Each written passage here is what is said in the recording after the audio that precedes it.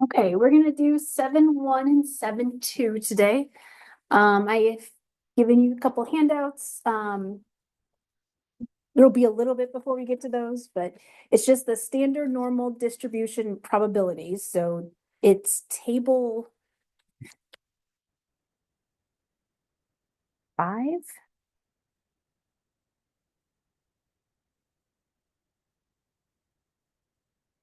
So in the homework or the book, whatever pseudo book, table 5 is where we have that. This one I pulled offline, so it shouldn't be different, but there may be a slight tweaks. Use the book one, but for in class, this one's easier to get to. So we are finally going to talk about the normal distribution, the normal curve.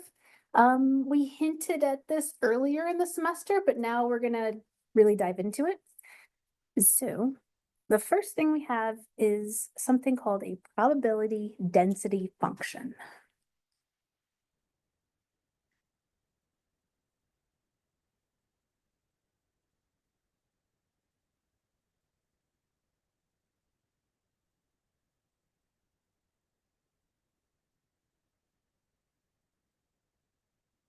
So they abbreviate this as PDF, which I find really funny, but that's okay.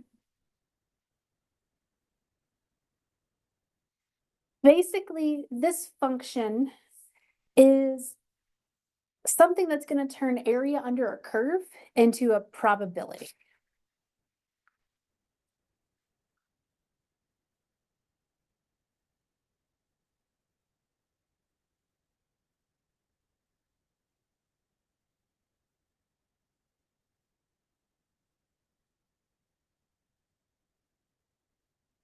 And how we do that is calculus, or even honestly might even be more advanced than calculus. It's not something we're going to do directly. We're just going to use the work other people have done on this. I will give you the formula for it. It's nasty. The couple important criteria for this. We need the total area under the curve.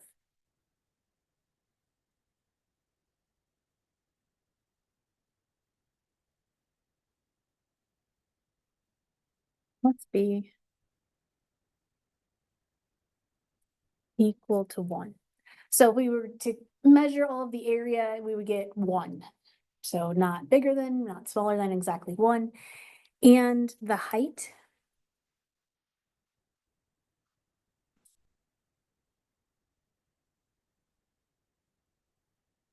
of the graph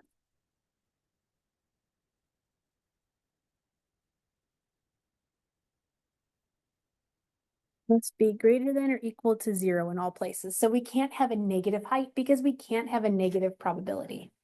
We talked about that in chapter 5. Our probabilities are always between 0 and 1, and the probability of every possible case was 1, which is where part 1 comes from.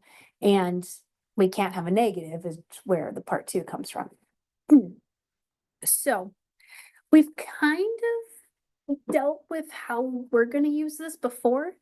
So if we were to take a frequency distribution and plot the bars, let's say we have categories of data or intervals of data. We could plot the bars. Well, maybe we make our intervals a little smaller and smaller and smaller. And that's what this function is doing. It's saying, okay, as we get our intervals even tinier, what does our function look like? So we're going to turn this distribution into something more like that. And let's, nope. This is slide 12 from the PowerPoints. So you'll see the first probability distribution there, you have 5 categories, so it's very blocky. Then they say, okay, it's the same data. What happens if we make our categories a little bit skinnier? What does that look like? Okay, it's more curve-ish, but it's still pretty blocky. The next one, okay, we're going to make them even skinnier yet. And you can see as we make the categories skinnier, it looks more curve-like. So they're always plotting the midpoint of the bar. So we could go even farther, but you kind of get the point. So it gets more looking like a curve. I also said slide 14. Oh, not yet.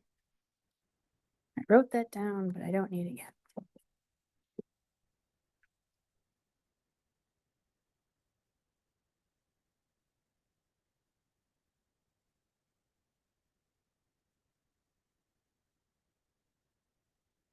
Okay.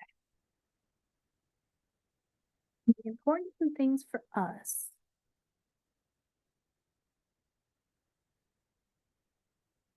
If we're talking for our population, not our sample, we have mu as our center. So that's where the highest point is. Your mean, median, and mode should all be there. And then our curve comes down and to the left here, down and to the right here. And you'll notice the bar gets really close to the x-axis, but it'll never quite touch it. So there's our mu. And what we're measuring is how many standard deviations we are away from the mean. So here, this would be mu plus our standard deviation, this point. Over here, it's our mu minus the standard deviation. And this will make more sense once we get into some examples, which is what the other paper I gave you is. Excuse me. But we're looking at how many standard deviations are we away. So, oh, I think I had slide 14 was just a nicer picture. An inflection point, we only care about it for now, we don't deal with these ever, is where your graph turns from what we call concave up to concave down. I'll explain that picture. So here your graph is going kind of like a bowl, and then it becomes a cup or a cap. So here is where it changes from open circle up to open circle down. That's an inflection point. They use that word all of never after this little bit here, so don't worry about it a lot. If you go into calculus, you'll learn about those, but most people don't. This is probably your last math class, is my guess. All right, so the properties of our normal distribution.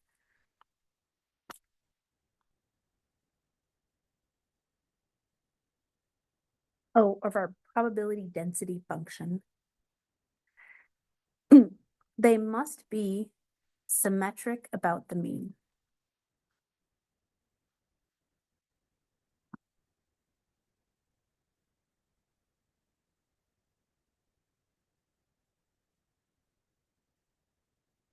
If we're using real data, most of the time it's symmetric if we squint a little bit. It's more or less symmetric, close enough. So you don't want something with that's skewed. You don't want something with big tails that's not standard normal distribution, too many distributions. You need to have your peak at the mean. So let me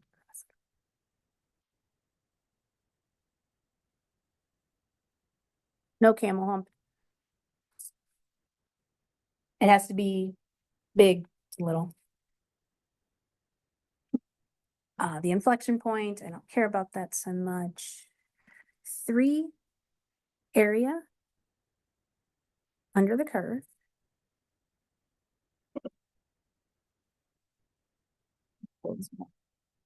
So if we were to make all the little bars and add up the little areas we get from each bar, it should get really close to 1 the smaller our bars get.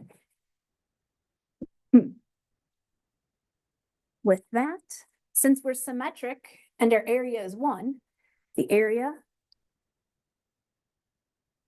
to the left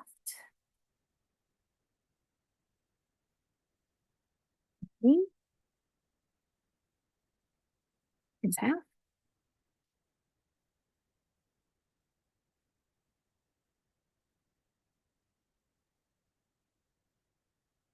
Area to the right is 1/2. So half of the area is less than the mean, half the area is greater than the mean. Which, yeah, if it's symmetric and your mean is the center, that tracks.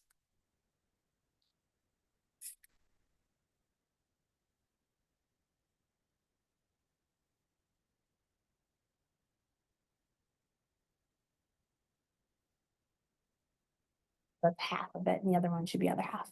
I will warn you, none of my drawings will be symmetrical, and that's okay. They're close enough for our purposes.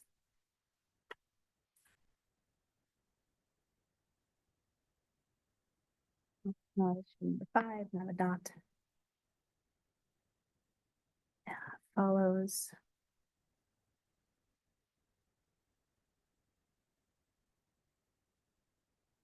Fearful rule.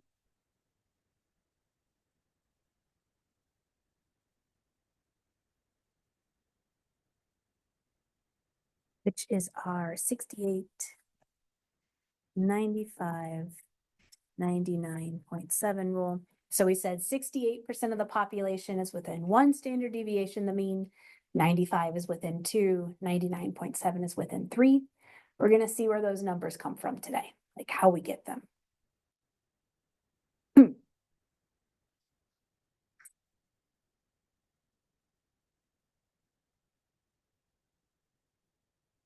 Function, the equation we would use to find this curve. We don't actually have to use it. We don't, but I don't know. It's interesting to know.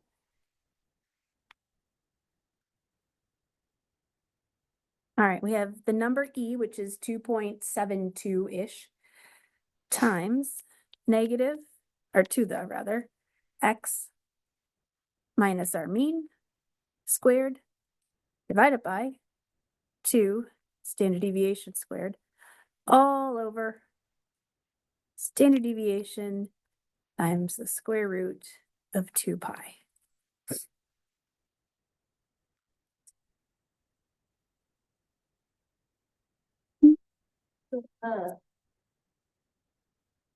X minus m squared, that's with the e. Yep, that's like e to a power. Okay. This whole bit is the power. Yeah, it's hard to write this up without making it gigantic. There we go, color coded. Like that. So we have a lot of variables in that, and most of them we would fill in. So these are data dependent. So with our data, we would know what our mean is, and we would know what our standard deviation is. So mu and sigma would get replaced with our actual data values. Pi is a number, e is a number. So then you're just left with x and y as you normally would. We can graph one of those later if you want. I'm not graphing that by hand. That is not my idea of a good time. We'll put it in Desmos or something to see what the graph looks like, if you care. If you don't care, it might be fun for me anyway. So don't worry about the function after, hey, this is what it is, if anyone ever asks you. So how do we use it? Am I on? And there we go. Let's say we have some data, excuse me, and our mean is 180. So we've gone through this, we find, okay, the mean of our data is 180. Cool, we've calculated that. Our standard deviation is 36.2. And again, these are data that somebody else has calculated. They're giving us this, so we don't have to do that part. Most of these problems, they're going to give you both of those. You're not going to have to find them. So let's draw the curve. I want to say this was like cholesterol levels or something. I didn't write down what the data was from.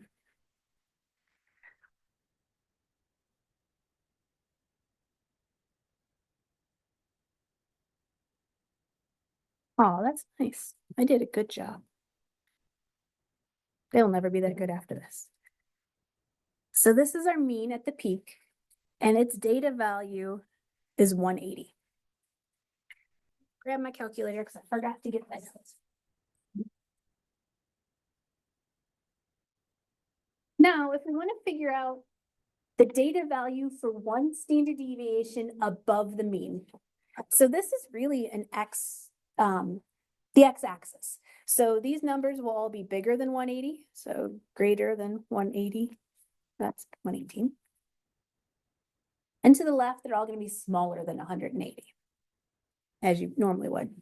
All right, if I want to figure out one standard deviation above the mean, I take my mean, 180, and I add my standard deviation, 36.2. So one standard deviation above That data value is 216.2.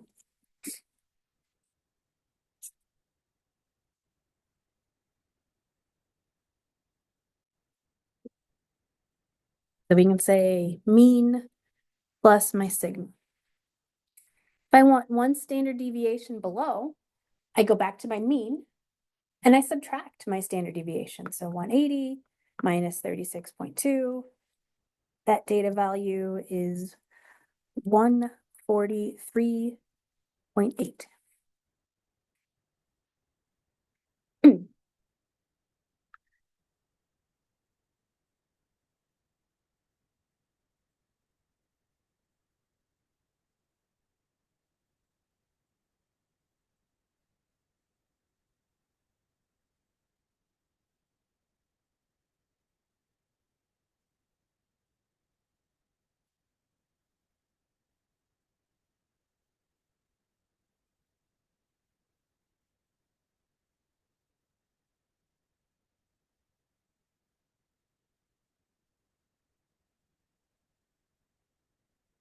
So to bring it back to our empirical rule, which we really won't touch on too much more, just make it connect.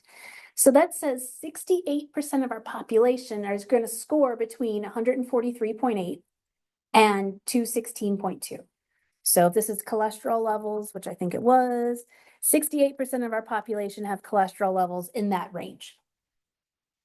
Okay.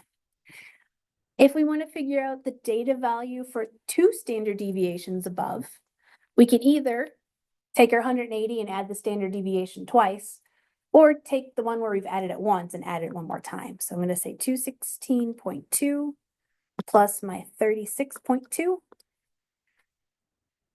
252.4, and 2 below, 143.8 minus 36.2 gives me 107.6. I could do 3, but I'm running out of space. 3 would be like over here somewhere. Hopefully we get the idea. So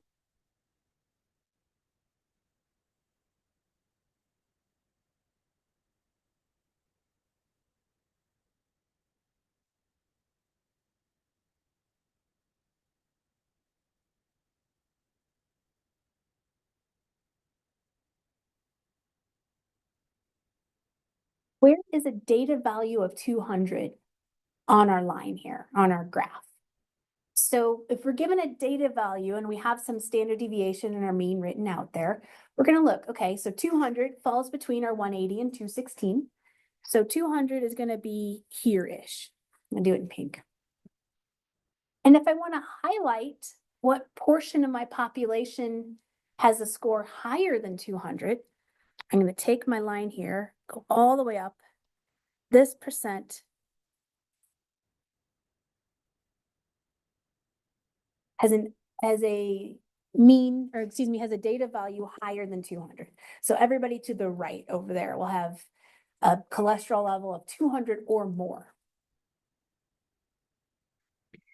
Now, at the moment, that doesn't tell us a lot. We need a little bit more things to tell us anything interesting about it, but that's just how our graph works. Most of the time, we're not going to have nearly this much written down underneath it. We're going to mark our mean and then whatever data values we look at. We're not going to look at each standard deviation above and below. It makes the graph too messy, harder to read. Back in my notes. Okay.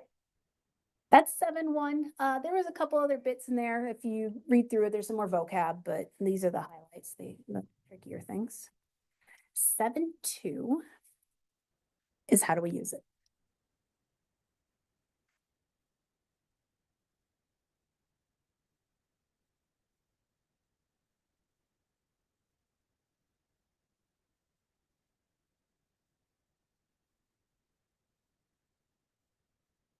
So first thing is we should talk about when are things normally distributed.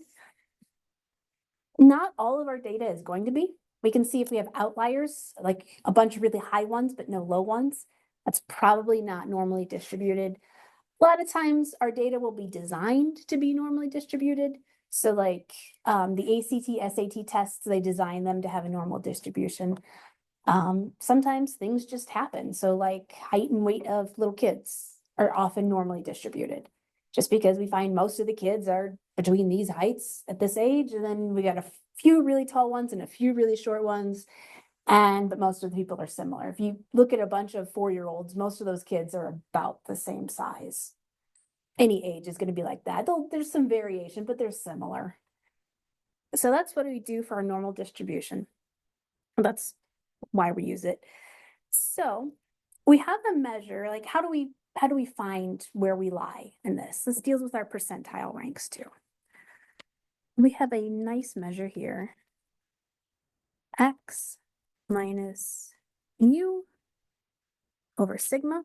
That's for our population. Our sample, X minus X bar over S. X is my data value.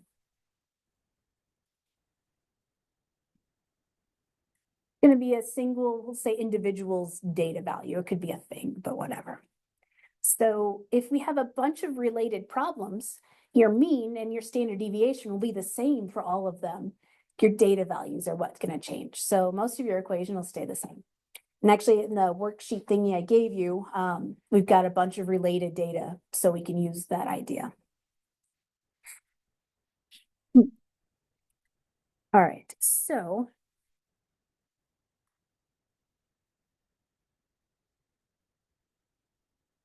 our z-score measures how many standard deviations we are from the mean. So that means at our mean, this is our mean, I'll use X bar this time. We have a z-score of 0. We design it to be that way.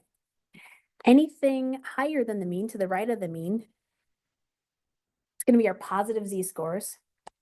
And the negative, or to the left, will be our negative z-scores.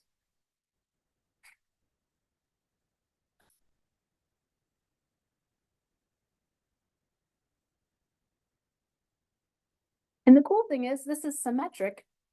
So if you know a couple tricks and you only have half of your table, because there's the positives and the negatives, you can figure out the reverse of it pretty easily. So table 5, I mentioned, is what we use. If you look at I gave you 4 sheets.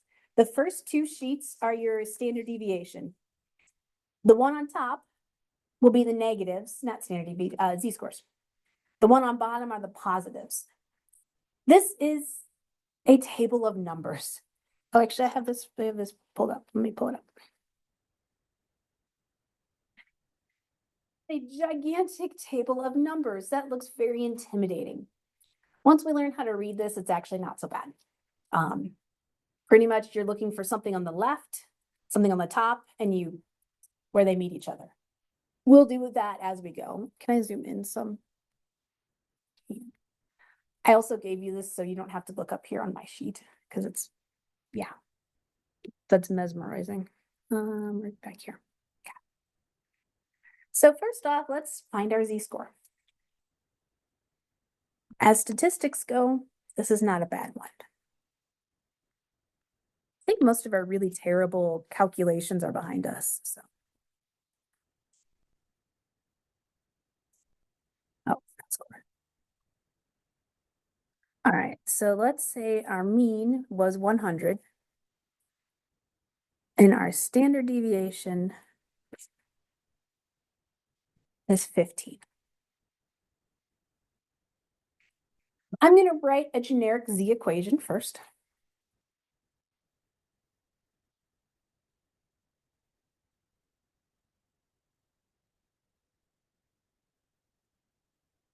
So for whatever data value we get, our equation is x minus 100 over 15.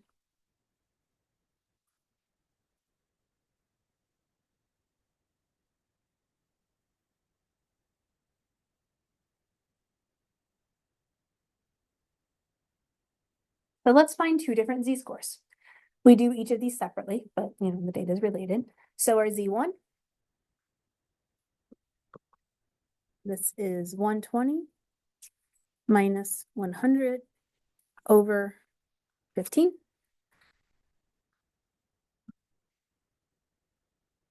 I get 1.33. So if you'll notice on your Z table, on the top, there's 2 decimals. You always want to round your Z scores to 2 decimals if you're using a table like this. If you're using tech, give the whole number, but for us, 2 decimals is where we go. Now, our second Z score, we'll talk about what these mean.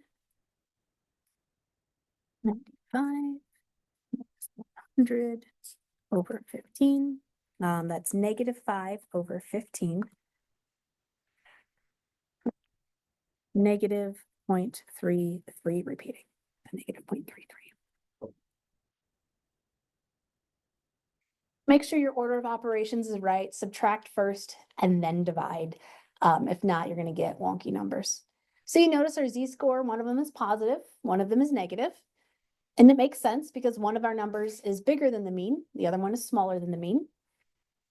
So what our Z-score measures is how many standard deviations are we from the mean. So on the top, we're about 1.33 standard deviations higher than the mean. The other one, we're negative 0.3 lower than the mean. So if I were to graph these two, we don't always graph them, but sometimes it's helpful. And this is my mean, which we said was 100. So a Z of 1.3 is going to be here-ish. And a negative C equals negative 0.33. It's going to be below-ish.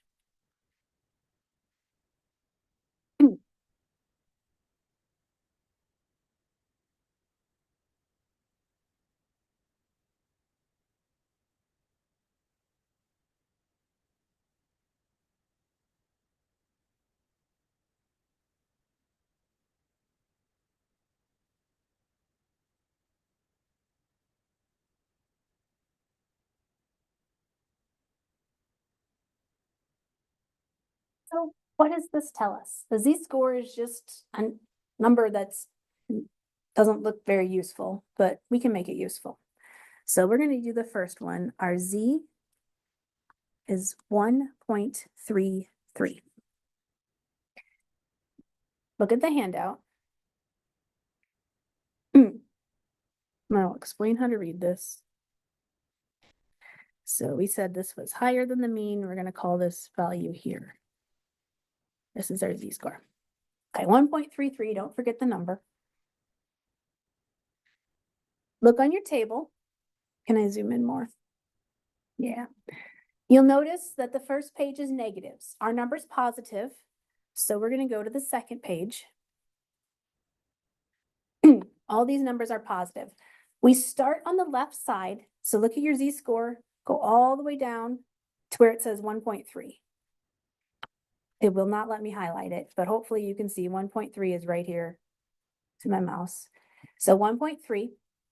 And then we look on the top, our second number is it's 33, so we go to the 0.03 and see where these two things meet. So it looks to me like they meet at 0.9082. Does everybody see that? So look on the positive chart, go to 0.3 or 1.3, and they go to 0.03 on the top. I will walk around when we're doing the other page and make sure we can read this. So 9082 is my number. I'm going to put P for probability, goes 0.9082. And again, what does that mean? Well, if you look on the picture on the positive side, let's go back there real quick. You see our graph here. It tells us what our table entry is. So they says, okay, this is the Z-score, and they highlight everything to the left of it. So that means if this is our Z-score, we score higher than 90.82% of the population.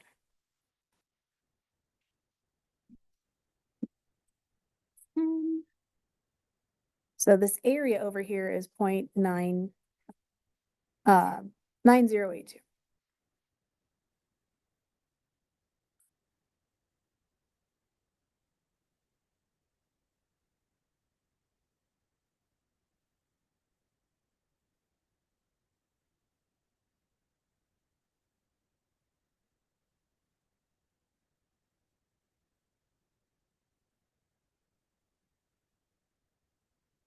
It was 200, right? No, 120, oops.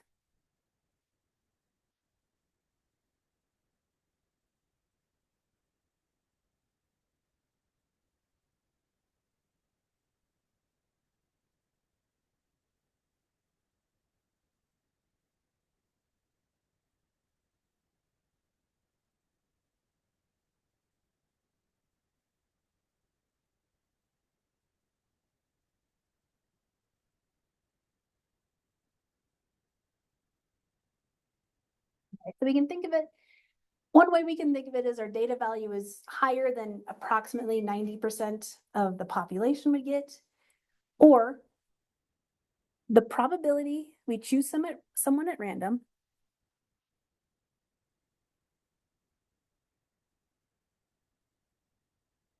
someone chosen at random,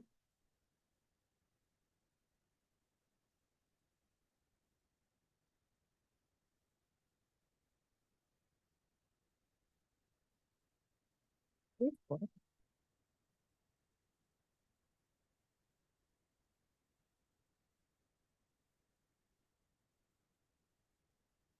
120 or less is 0.9082. So this is actually the better statement of the two. So the probability we find some random person in the world and say, do this test, what's your score? They're likely gonna score 120 or less because 90% of the population is in that group. So that's probably what they're going to score. We had two data values. Our second z-score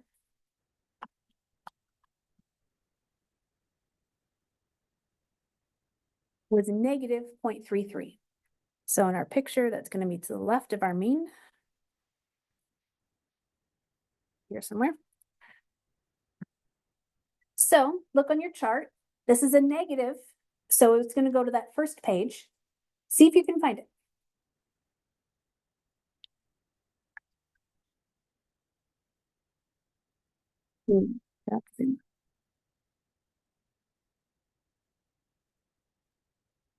Hard to see on my screen because I had to cut the top off here, but hopefully.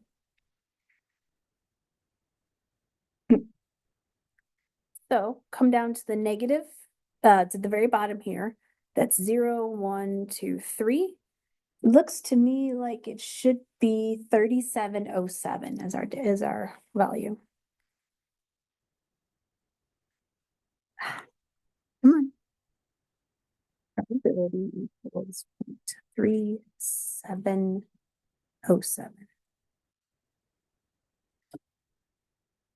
So the probability somebody scores, I think it was 95 or less, is 0.3707. So it's less likely to happen.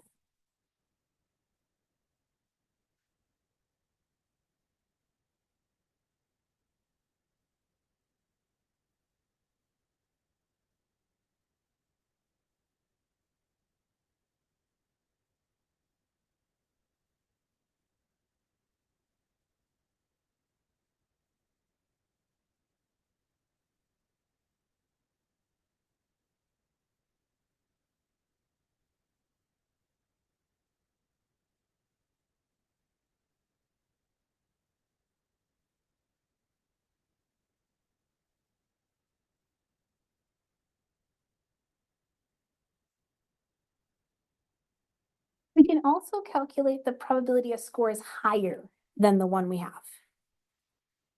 So we've actually done the hard work for this. We know our z-score for this was 1.33. The probability they score lower was, I forgot, 9082.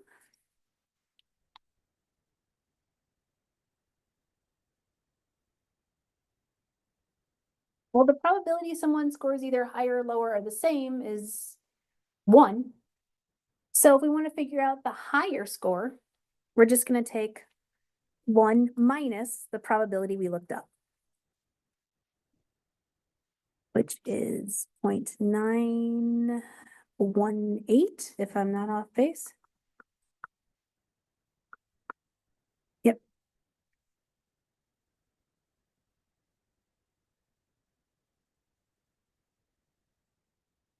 So if we want,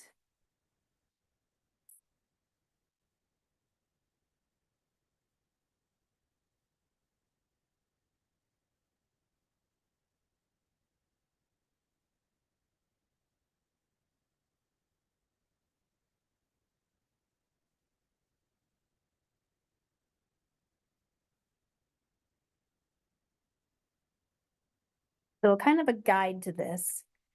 If we want a score of X or less, use the table value. Don't change it, look up the table value, that's what your probability is. If we want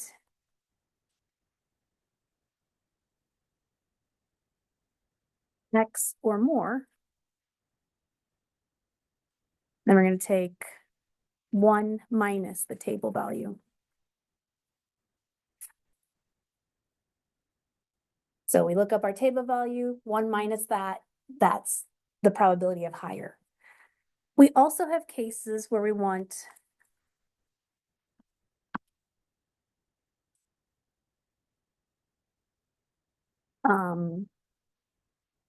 the probability we score is between X1 and X2. We take our table value for the bigger one, which should be 2, minus so table value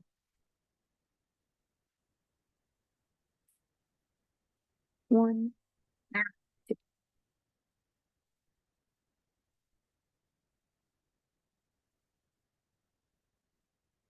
Look up both table values, take the bigger one minus the smaller one. If you reword your thing, the smaller one might be the first one, it might be the second one, just the bigger minus the smaller, you want a positive number. Doesn't matter what order you look them up.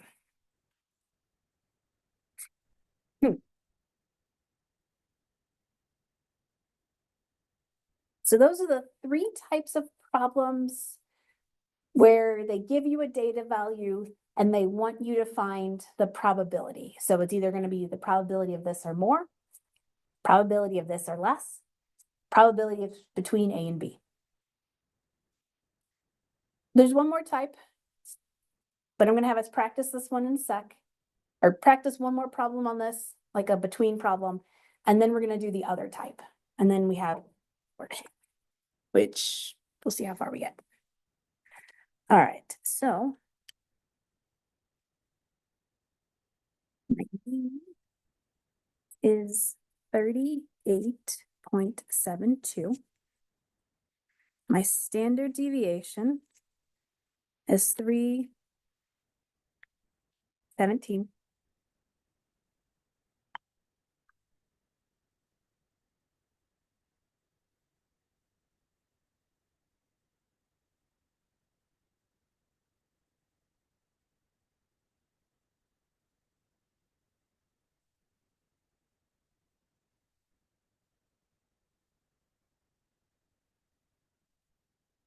Find the probability score chosen at random is between 35 and 40. So Z1 is going to be my lower number, 35 minus 38.72, all over 3.17. And my Z2 is going to be 40 minus 38.72, all over 3.17. All right, I'm going to calculate these.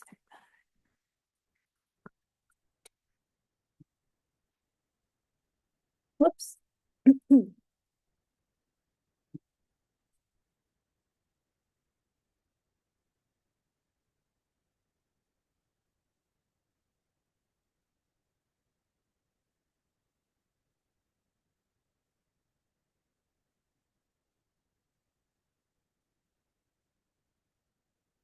I get two z values. The first one was negative 1.17. The second one was positive 4.0. So see if you can find the two data values on the chart.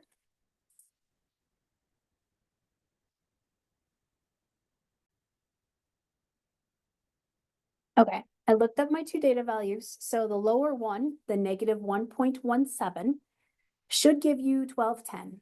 So if you're still a little shaky on this, see if you can find the 1210 under the big mess of stuff and see where they connect, because sometimes reverse engineering helps. The other one, I got 0.6554. Again, same thing, see if you can find it. You'll notice all of your data values that are positive should be 0.5 or higher. Your negative should be 0.5 or less.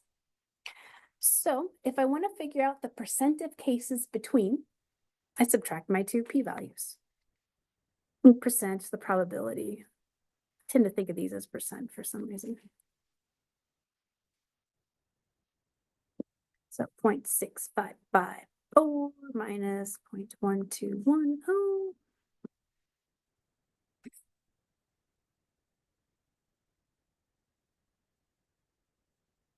So I get about 53%.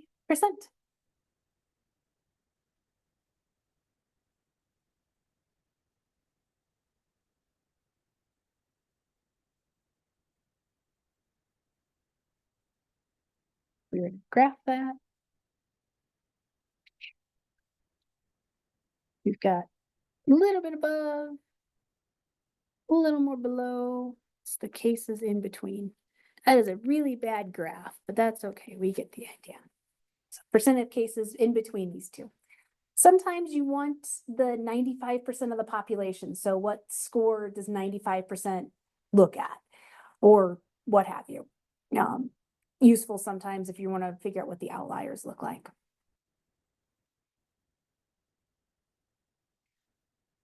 I said slide 53, and I did not write this down because I was silly.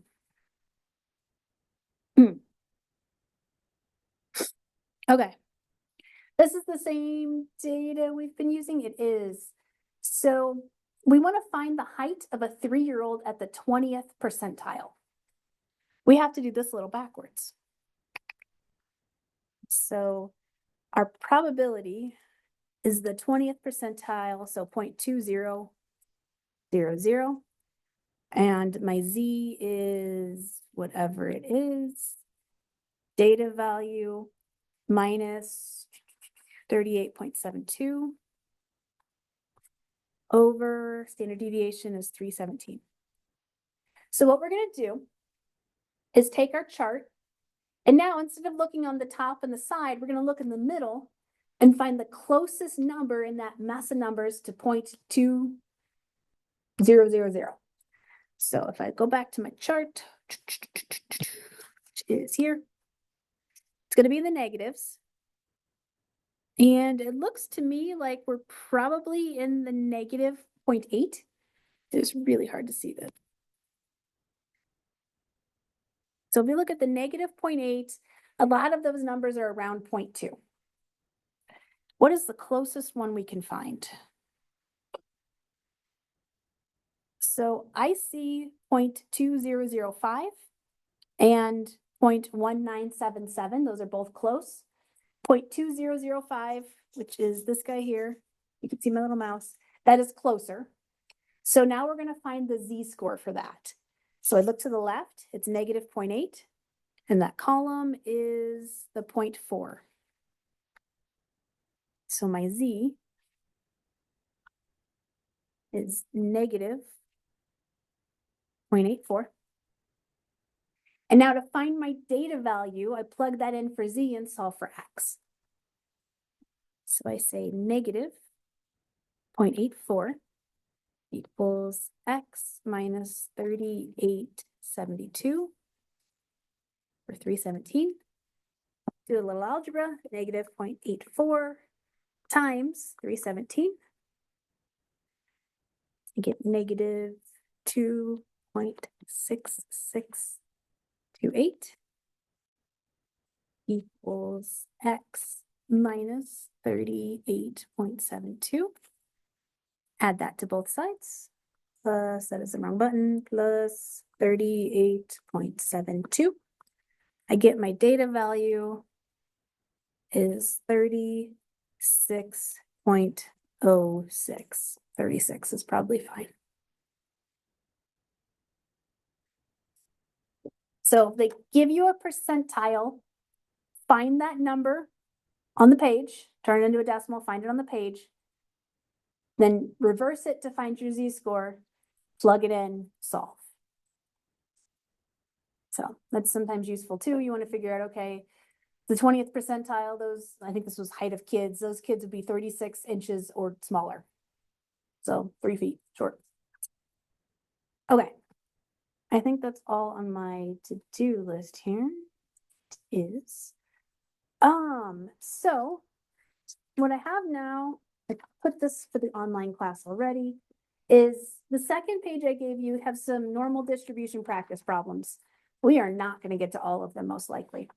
So I'm going to have you work on your own, attempt some of these, definitely go through the first 5, and then we'll see where we're at. I don't have answers to these. I can get answers to them. Good old ChatGTP helped me make some problems for you. Yay, thank you. And I was nice to it. If you're nice to ChatGTP, they give you better answers. So I asked it how its day was going, and it gave me nice answers.